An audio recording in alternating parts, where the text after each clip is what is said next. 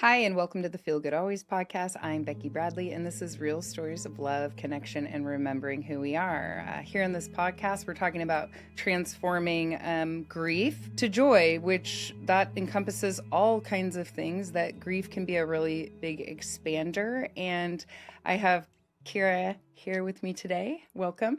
Thank you. I'm so glad you're here. So if you're new to this podcast, it was born out of really me hearing from my daughter, Keira Bradley. She was in a fatal UTV accident at 15 years old, which was extremely soul crushing for me and my family. Really brought me down to nothing, but it also simultaneously expanded me. And when I say that, I mean that really everything that I thought was possible in the physical world was put into question, what I thought reality was, because I became very connected to her. And was shown things that I just couldn't believe. And she really led me to do this podcast. We've been talking about grief as an expander. So many people listening to this podcast are people that have experienced profound loss. And Keira has experienced profound loss, and she's going to share that story. We're all so connected. I say we're all finding each other at this time because we're walking through a really beautiful, great awakening that's also pretty painful if we're here in human bodies doing it. And I've really been talking about this, the profound loss of a child, of a sibling, of a spouse, a parent. Everybody has their own relationship. For some people, that literally can be a dog. I know people don't like to be compared, but some people it can be. But this really, really profound loss is, for me, it expanded me and kept me connected to Keira on the other side, because when she died, I really expanded. And how that is helping us, it can help us move into joy, which is what I really needed. But beyond that, into higher levels of consciousness, what's happening on the earth. And Keira's going to share a beautiful story with us today, a beautiful, heartbreaking story. It's always like that duality of both. So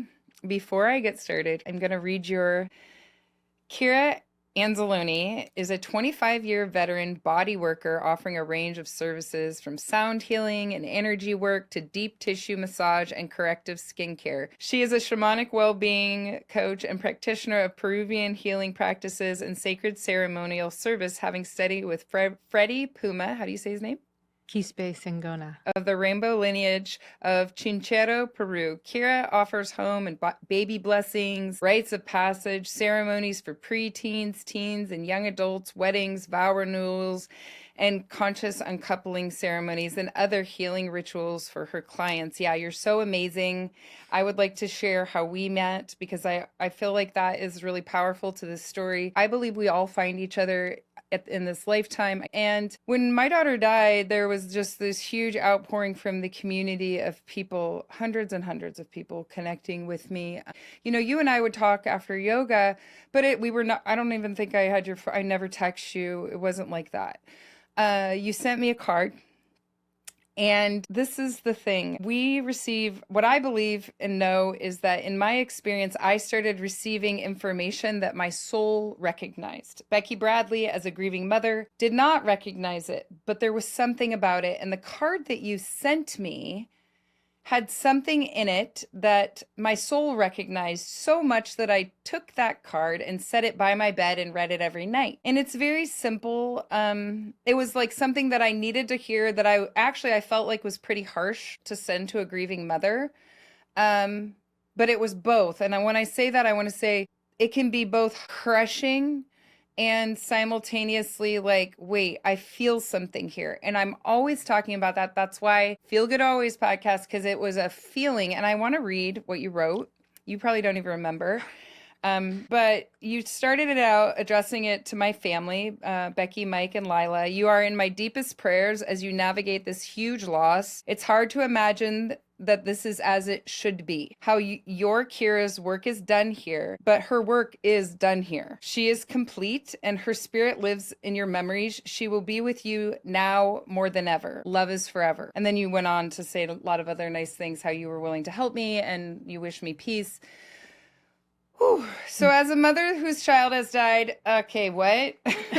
Let's see. Her work is done. This is as it should be, which It's really hard to reconcile that. I was not somebody, you might listen to me on the podcast, and I say that all the time, like this was always going to happen. It is as it should be. I was not there at that point. I was absolutely not there. I did know that something was going to happen to Keira her whole life, but there was like this swirling in the moment of that knock on the door of simultaneously Becky Bradley is being brought to nothing, as anyone could try to imagine, but you can't unless you've lived through it.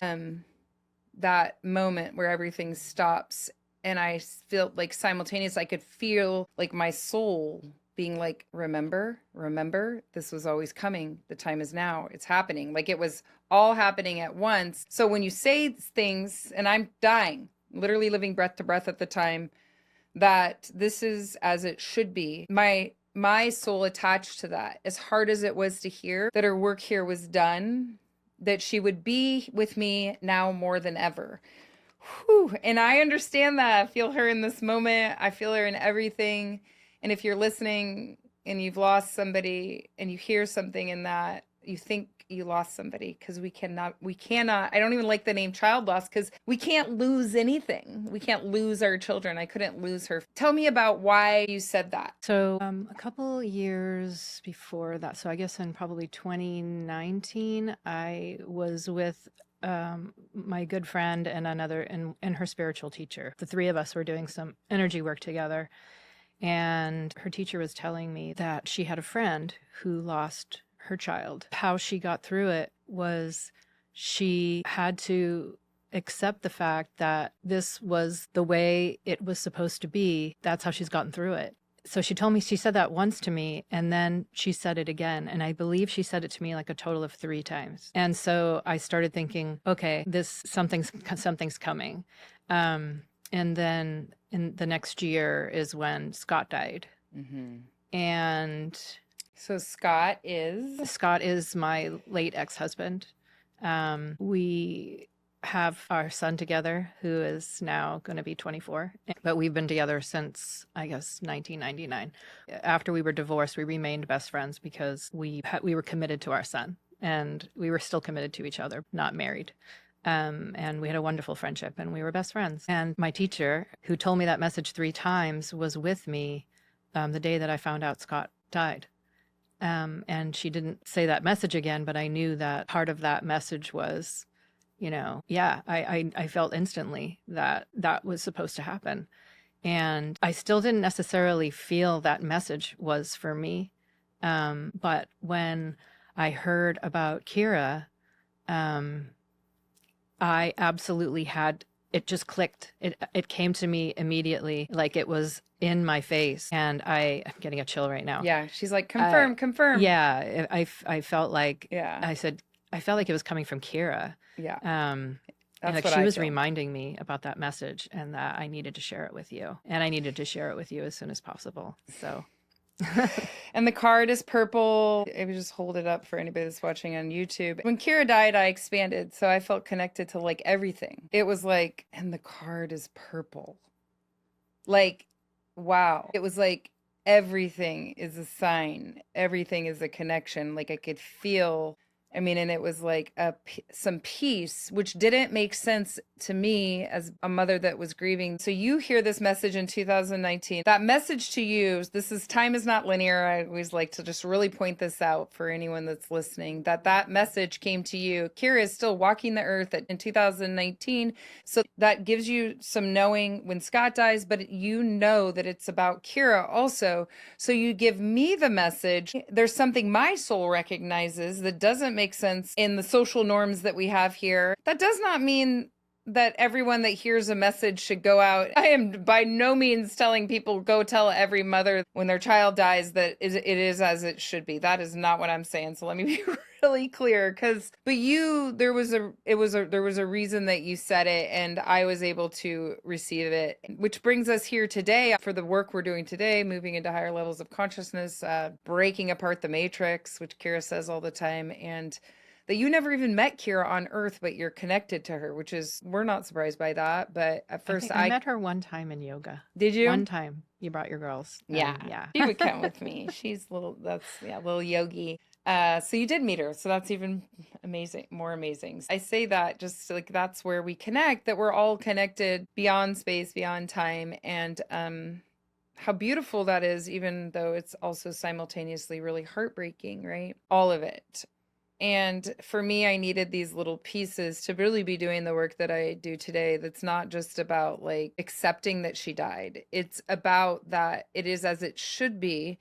If I could see that this was a soul plan and that we were never going to be separated. And really, what I'm doing out in the world is really showing everybody else how connected we are. I mean, I'm just receiving so much all the time that it's just like a new language, and that helps us all. And there's this team of higher beings that are helping us do the work we need to do here on Earth, really breaking apart systems and saying what we need to say and standing in our truth. So tell me about Scott.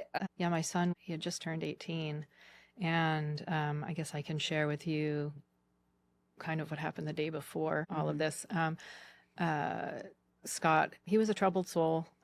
He had been for a long time. He was a combat veteran in the early Gulf Wars, and he saw some things, probably did some things he couldn't rectify in his mind and his soul, and he's just struggled. And so he had packed up his things. He had lost the place he was living, and he said he was put everything in his car, and he was off on his next big adventure. He had gotten maybe as far as Nevada, and we know he had stopped because he was calling us every day to let us know where he was. And then we didn't hear from him for a couple of days. It was just like maybe 2 days, but we had heard from him every other day. I wasn't thinking too much about it, but my son had already mentioned it to me. Hey, did you hear from Dad yesterday? No, I didn't hear from him yesterday. Neither did I. Okay, so that day I went for a walk, and I was kicking like an oak ball as I was walking, and I had my water bottle in my hand, and I was, I had a good pace because I was kind of doing a walk jog thing. And I went to go kick the oak ball, and I was on the ground. I fell so fast, and I fell on my knee, and it was really hard. And I fell so hard that I had to go home. I had to turn around and come home. My walk was over. I could barely make it home. And when my son, he was home, and he asked me what happened, I just started bawling. And it was really unlike me to do that. I usually be like, oh, I fell and whatever, get some ice. But I literally just felt like a child. I was letting my son care for me, just completely lost it. And then the next day I was hosting a workshop at my spa, and my teacher who had given me that message, it was her workshop, and I was hosting it at the spa. So there were probably 5 other people there. And at one point it was like a meditation. It was basically taking us on a vision quest. And I wasn't really seeing faces. I was seeing kind of like shadows. And I was seeing energy basically, and light and shadows. And I was trying to figure out the message that was for me. And the message that I got was that Scott cause I knew it was him. I knew that it was him, and he came to me and said he was okay. And I got to the spa first that day, and when Morningstar came in, she said, I asked her, I said, because I wanted to see if she got a hit about Scott, because she's psychic. So I was like, oh, I can talk to her. She'll tell me how he's doing. And when I asked her, I told her what was going on. We hadn't heard from him in a couple of days. I said, so do you get a feeling at all about that? And she was like, well, what do you think about it? And I was like, I'm not getting a good feeling.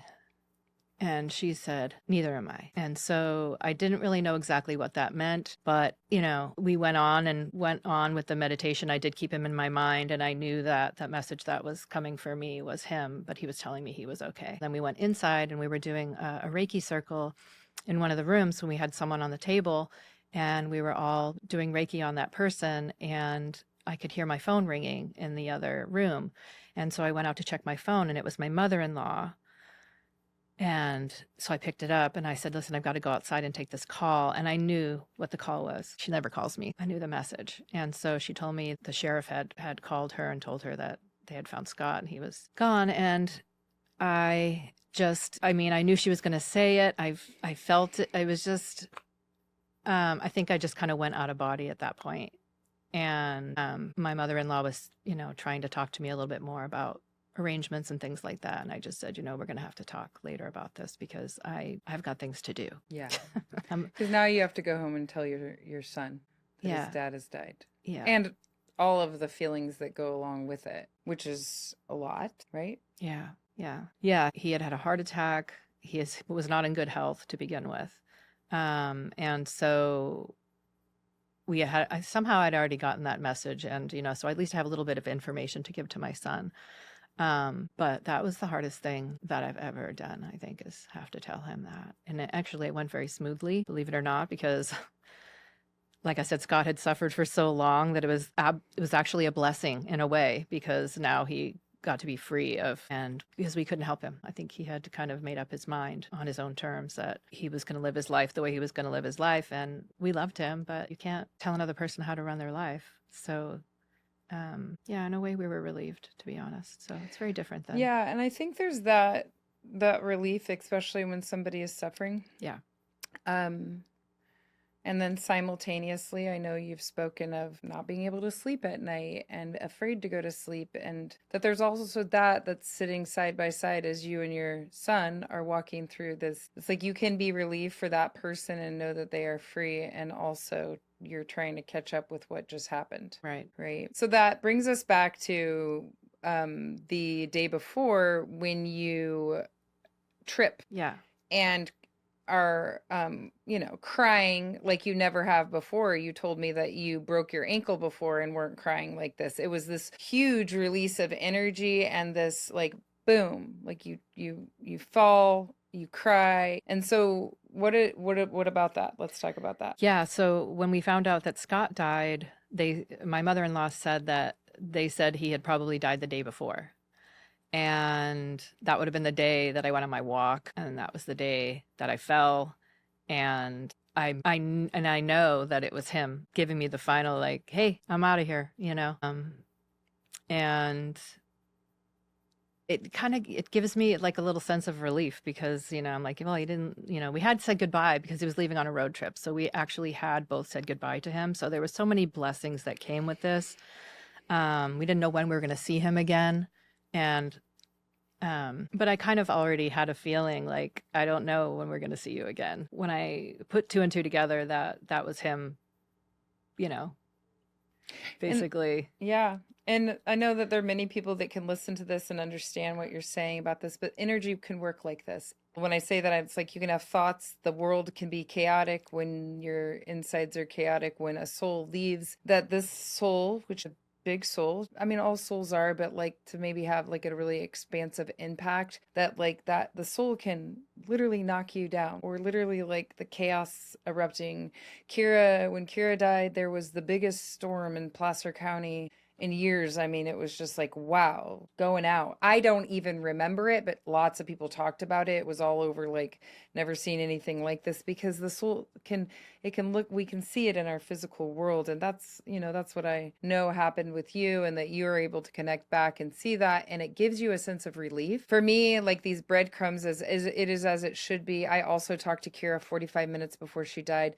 I just thought, I should FaceTime her. I had a lot of things like that happened ahead of time that I can look at and be like, that was so perfect and heartbreaking, both, that I'd like and also like, wait, I just saw her. Like, what do you mean? Like, she was just on, I just saw her. It could be everything all at once. This would be a lot. But there's like the things that happen ahead of time that you're just like, wait, there's something bigger going on here, which I know that you've lived through a lot of grief, which moves us into what I'd like to talk about is how this has expanded you and where it's led you. Because this was in 2020. We're now in 2026. So over the last 6 years and where that has led you. So I guess in 2020, I was about 20 years into my career as a body worker, and I was kind of feeling, what is the next step? So I was doing some coaching certifications. I felt the pull to be a grief coach, perhaps. Because I was already talking, it just blew everything open with my clients, talking about death, and my clients are constantly losing people, where everyone is having people die in their lives, and I want to talk about it. I want to talk about I it want too. to talk about it. Let's talk about death. Hey, who else wants to talk about death? Once you've experienced it, if you're not afraid to talk about it, it's really freeing, and to find other people, because our culture doesn't want to talk about it. Exactly. But it's not what I thought it was, and I have no fear of death, and I am so comforted for the people that want to talk about death. So I'm not surprised that you felt this real calling to talk about death. Yeah, and I wanted them to talk about it, because I knew what it did for me to talk about it. It's a lonely world when you lose someone close to you. People don't know what to say. They don't know what to do, and so sometimes they just do nothing, and it's very isolating. And I just didn't want anyone to, and I went through that, to be honest. I mean, I had my inner circle, my kids, but it was a very small circle.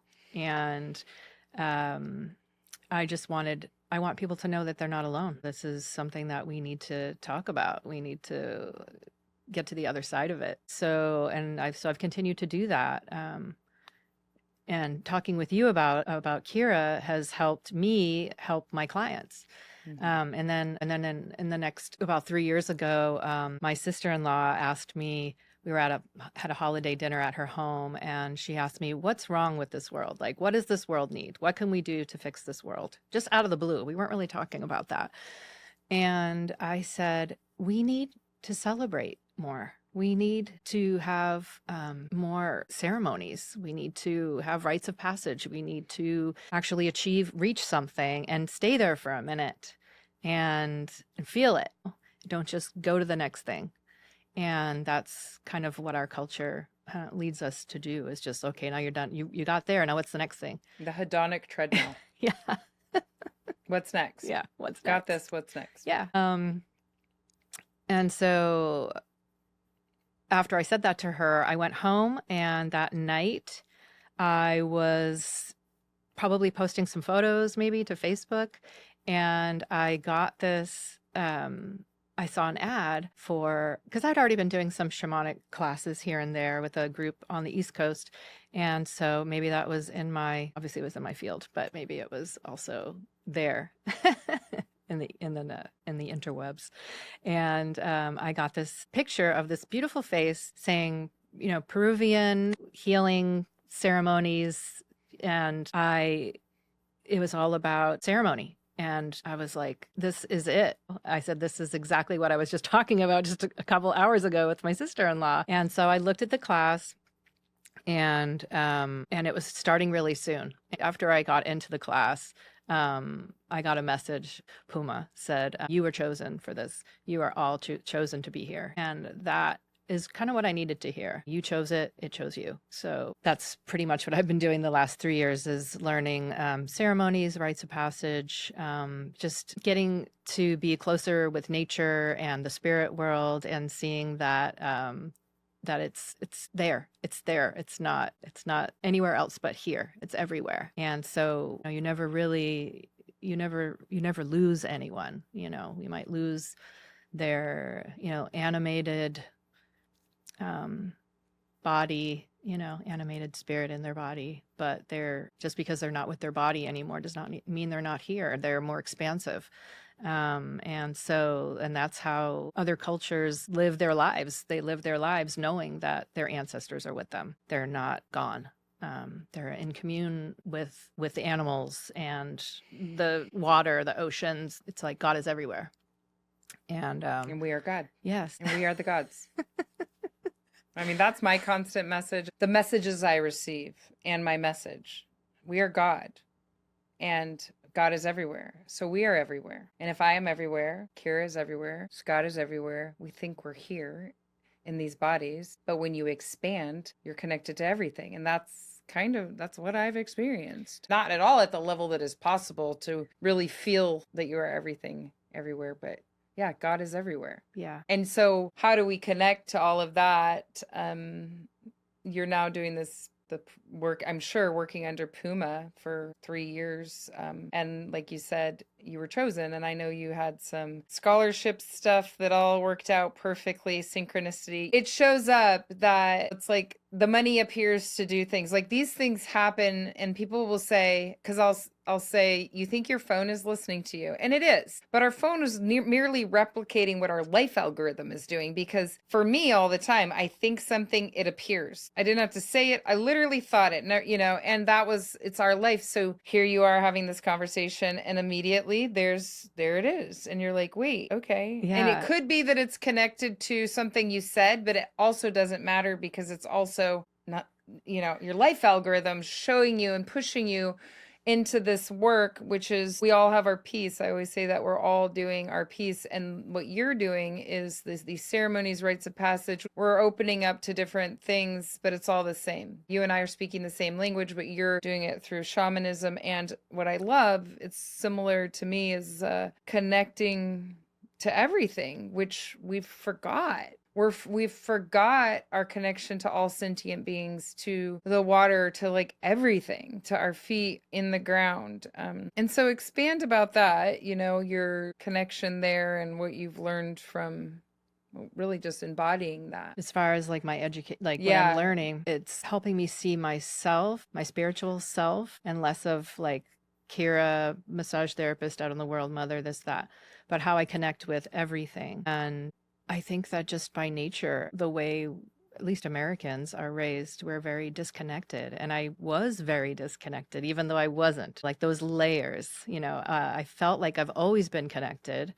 But how easily the brain will distract me from feeling connected. I spend a lot of time now when I feel my mind starting to spin, because I dealt with social anxiety my entire life. I can remember being a young child and hiding behind my mother. Like this started really young for me, and I've dealt with it on my own for my whole life. Even when Scott died, it was pretty intense for me. But since I've been studying shamanism and feeling that connection, my levels of anxiety have gone down. Like probably, I can't even say, like, the anxiety that I experience is so slight compared to how debilitating it was my entire life.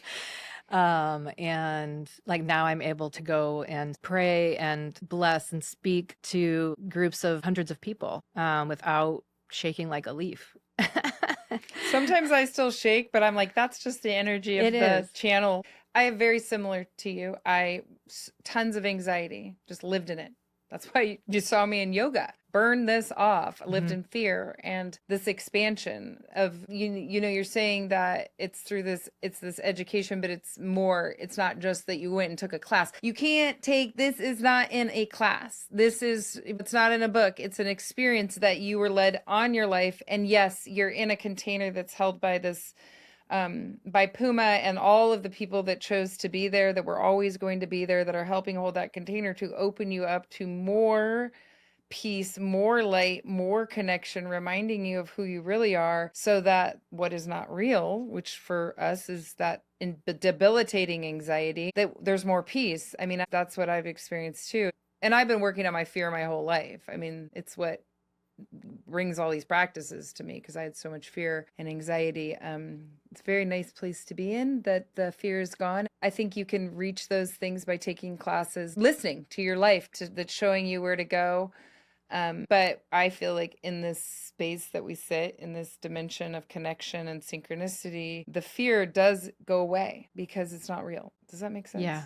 You know what I'm talking about. Yeah. And I think what's left is excitement. It doesn't necessarily need to be like fear or anxiety that's left. Like that little bit that we're still feeling could be just that we're excited. Yeah. That we're kind of honing things in for a minute. So that can be okay. And that's like when I say like the shakiness, because what I learned was I've been shaky my whole life. My hands shake, Kira's hands shake. And once I started connecting to Keira, like with the pendulum, so my energy's connecting with hers, I didn't know nothing about any of this, but my energy is connecting with hers, and my hand is like shaking so much, especially when other beings started, like Serafina spelled out on the board. Who was this? I have no idea. And that was like, then my friend's like, oh, if you're connecting with the seraphim, that's really high, high, high vibration, which I was like, oh, this makes sense that my body, and I'm kind of like, we're always bringing in more than we know we are. You're taking our energetic field and matching it with higher beings. And for me, I have been doing that kind of my whole life, which is another explanation for the shakiness. So now when I get up and speak, it doesn't make me nervous that I start shaking. I just did this at my friend Elizabeth's service. I didn't know I was going to speak, but I was hearing, get up, time to go. And I was just like, here it comes. And I could feel so much shaking at the beginning. And I just said, I'm shaking because the energy is high. It's a high, high energy coming through me, which kept me calm. Before I would shake, and then I'm like, oh my gosh, I'm shaking. But it's really, for me, I'm like, this is this beautiful energy coming through me, and it could be excitement. It's truth is what I experience. Truth is coming through. And we always ask that our ego steps aside, to share the truth. And you shared the truth with me in this card, right? Yeah, I'm known to be a little blunt, so but I there was no other way to say it, Yeah, and I love and appreciate that you do when you're in alignment here. I always say, like, that doesn't mean that we go out and tell somebody that they need to divorce their husband or their shirt is ugly. No. That's not what it means. But I think listening to the intuition to say, especially when we start talking about this like higher connection. So you've done all of that, which leads us to really one of the things I see in you a lot is you're very connected. You experience synchronicity, connection to Scott. You know that you are more than just Keira, right? I know I am more than Becky. That is Keira dying really burned away the identity of, I was like, whoa, wow. And I think I was doing that for a long time. That really, like, that I am, all of this stuff they talk about, like, this is an illusion, that we're not just our personalities, like, we're so much more expansive. And like, just the awareness of that I'm not just Becky Bradley. That is a big part too, but that happens. And then simultaneously, we also have all of this expansion, which is what I talk about on this podcast all the time. It's all about higher consciousness. The real message, though, is how do we bring this into everything that I see and that I'm guided to do into these bodies, onto this planet that we are living on? I don't live, I could feel like I'm living in the spirit world, but how do we bring it on this planet? And what we're watching is a lot of things in our physical world, in America, a lot of systems, that probably need to crumble. And I know that you are often an advocate with compassion for so many different things. We've talked a lot about all of those things that you're just trying to get people to see what's happening here.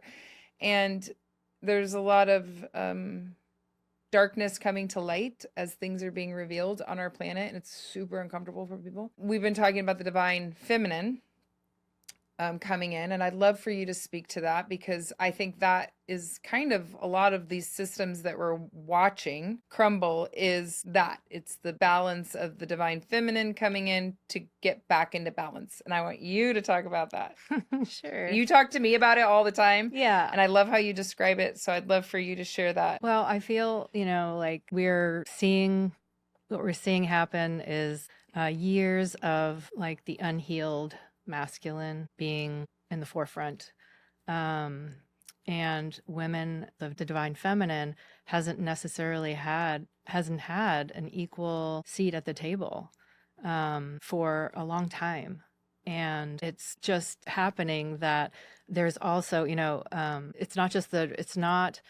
it's not like the divine masculine is over here and the divine feminine is over here and it's going to be one or the other. It's both. It's like the yin and the yang. Yeah. It's both. the balance that we need both. Exactly. So, but it's been out of balance. It has been for how long? Out of balance. Forever. For a long time. Long before we came into Becky Bradley and Kaera. Yes, way before our time. Yeah. What we're seeing is everything being exposed. Things that we didn't even know about. We knew it was bad, but we didn't know how bad it was, and now we're being shown how bad it was.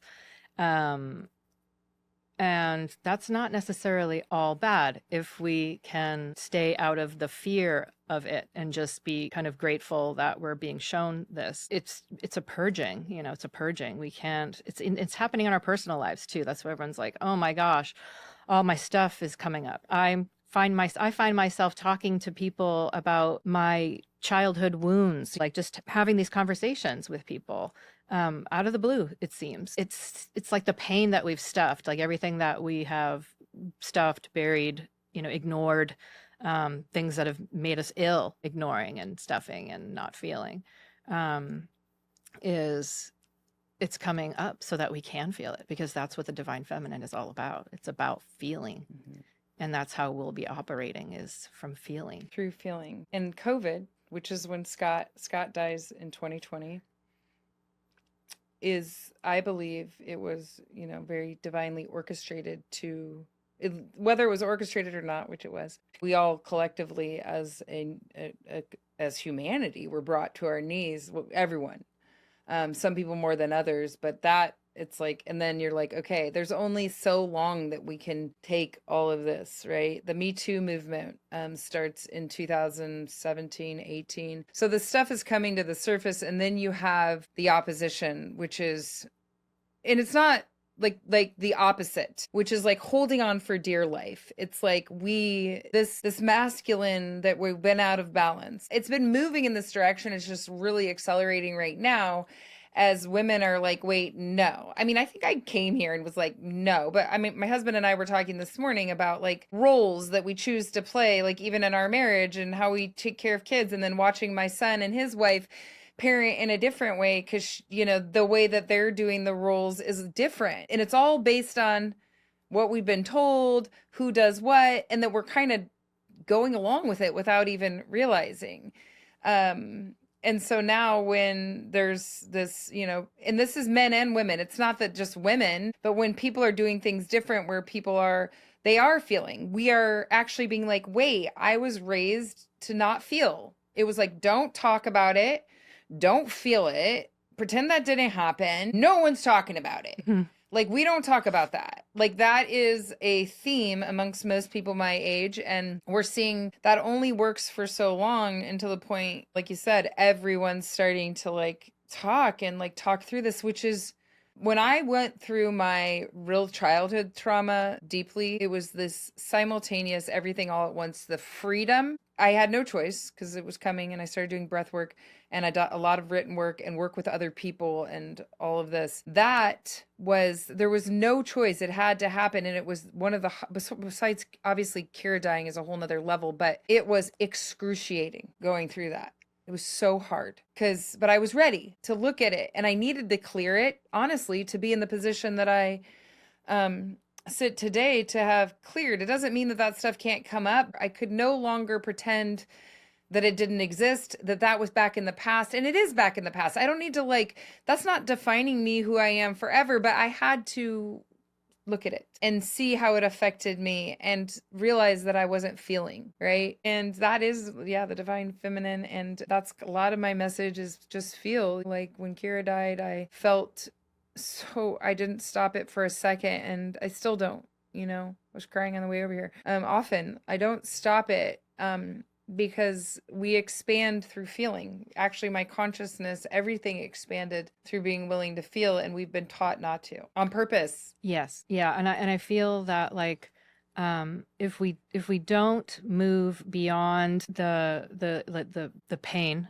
part, then we can't necessarily get to the real joy part. Like, we might be able to pretend that we're happy, or know that you're better than you were. But to really feel joy, you have to feel the pain. You have to feel it. Which we're feeling on an individual level and a collective level. So we're feeling the pain to get to where we're going, which I always say, stay right here, right now. You beautifully wrote about this when I asked you to be on this podcast, and then you channeled something in this sense that when I asked you some questions, you wrote something down and you read it to me yesterday. And I love for you to read this, because this is really coming through you. So I'd love for you to read that out loud so the listeners can hear it and see what came through you about this divine feminine. Yeah, I think you asked me. And that morning I woke up and I said, okay, I need to write this down. So I spoke this into my phone because this is what I woke up with. Let me see. The divine feminine is coming back online in a more prominent way, in balance with divine masculine. As this happens, there has to be a reckoning with the darkness. It's very much a part of who we are. It's where we're from, the womb of creation, the waters of wisdom and remembrance. Shadow isn't only what we're seeing in the world at large as far as abuse and manipulations and war, but also within us personally. Experiences we've denied, forgotten, emotions we've stuffed and avoided never went away. They've been hidden, and they are being revealed like a great purge of sorts. It might feel chaotic because we've spent so much time and energy controlling it that we might now feel out of control. It's clearly time to look at it with fresh eyes and allow it to transform from pain into medicine. How do we do that? How do we do our part? We do what we're doing right here in this podcast. We talk about it. We share it because even if someone hasn't gone through it themselves yet, they either know someone who has or they will in their lifetime. It gives them the knowledge that they're not alone and they don't have to walk through anything alone. Separation is just an illusion. Society has created this independence equals success thing. People don't know their neighbors anymore. Families don't get together like they used to because they're too busy. People are feeling disconnected because they're disconnected from nature, from their ancestors, the mountains, the animals, the stones, the stars. They see Mother Nature as a stunning backdrop for their Instagram photos, but don't remember their own part, their own beauty. We are nature. We are connected. We crave community with our human family, and we crave communing with our nature family, and that includes our ancestors. They haven't gone anywhere. They're patiently waiting for us to ask for their assistance, and it's time we take our place within the circle. That is so good. And it's actually what you were just saying before, the purging, that we need to come back into balance, all of the nature, that we are nature. If you want to share with people who are listening, like how do people do this, or where would they start with this? Sure. I mean, like if you're, the easiest thing is if you just have yourself, so you don't necessarily, I mean, that's where you can start with yourself. And I would suggest like journaling, getting it down on paper, speaking it into your phone, whatever you're comfortable with. And don't overwhelm yourself. You don't have to stay in the dark for a week and re-traumatizing yourself. It's not about that. It's about little by little, get used to sharing, even if it's with the paper.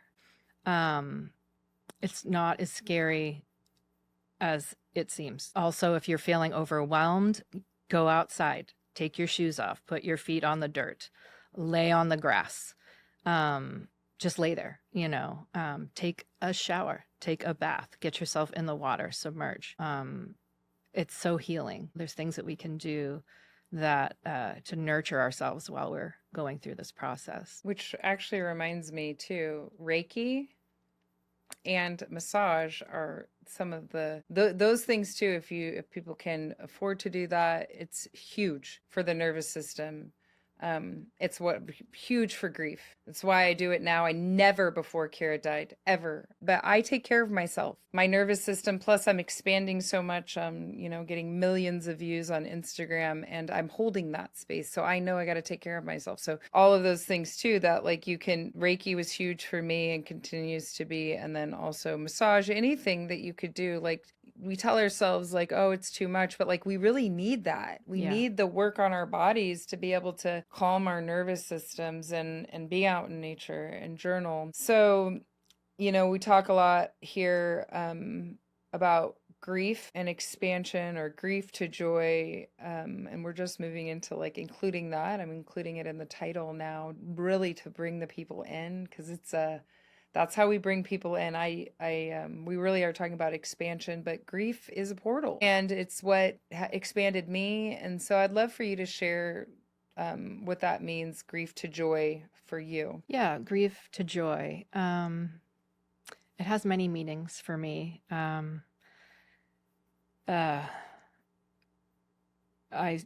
I mean, I know this might sound terrible to some people, but like there was a little sense of relief after Scott died because there was so much concern for him while he was alive.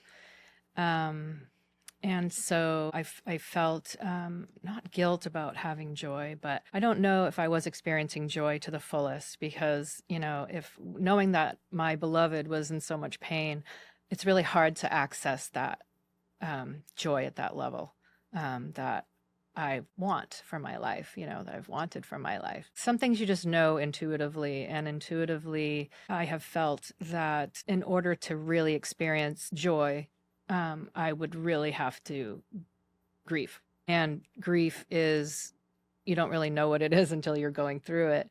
And it's not, again, that's not linear either. It happens when it happens. But I want to feel it when it happens, like I want to feel joy. I have been able to reach levels of joy in my life through just being able to connect with people in a deeper way, which grief is something that we all will experience in our lifetimes.